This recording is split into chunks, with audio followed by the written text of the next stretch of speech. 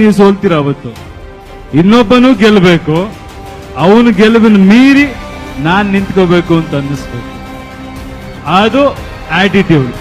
ಗೆಲುವು ಅನ್ನೋದು ಸಿಕ್ಕೇ ಸಿಗುತ್ತೆ. ಎಲ್ರಿಗೂ ಗೆಲ್ಬೇಕು ಅನ್ನೋ ಆಸೆ ಇರುತ್ತೆ. ಆದ್ರೆ ಗೆಲುವಿಗೆ ಏನ್ ಮಾಡ್ಬೇಕು ಆ ಸಿದ್ಧತೆ ಅಥವಾ ಅದಕ್ಕೆ ಪರಿಶ್ರಮ ಪಡೋದಕ್ಕೆ ಎಲ್ಲರೂ ರೆಡಿ ಆಗ್ಬೇಕು. ಅದರಿಂದ ಹೊರಟ್ರೆ ಗೆಲುವು ತಾನಾಗಿ ಸಿಗುತ್ತೆ ಅನ್ನೋದು ನನ್ನ ಸ್ಫೂರ್ತಿ ಅನ್ನೋದು.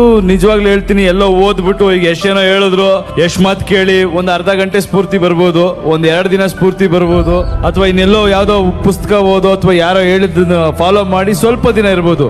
ನಿಜವಾದ ಸ್ಫೂರ್ತಿ ಏನು ಅಂದ್ರೆ ಬದುಕು. ಸಿಂಪಲ್ ಆಗಿ ಹೇಳ್ಬೇಕಂದ್ರೆ ಬುಡಕ್ ಬೆಂಕಿ ಬಿದ್ರೇನೆ ರಾಕೆಟ್ ಮೇಲೆ ಕಾರೋದು. ಕರೆಕ್ಟ್ ಸರ್, ಕರೆಕ್ಟ್ ಏನ್ರಪ್ಪ? ಕರೆಕ್ಟ್.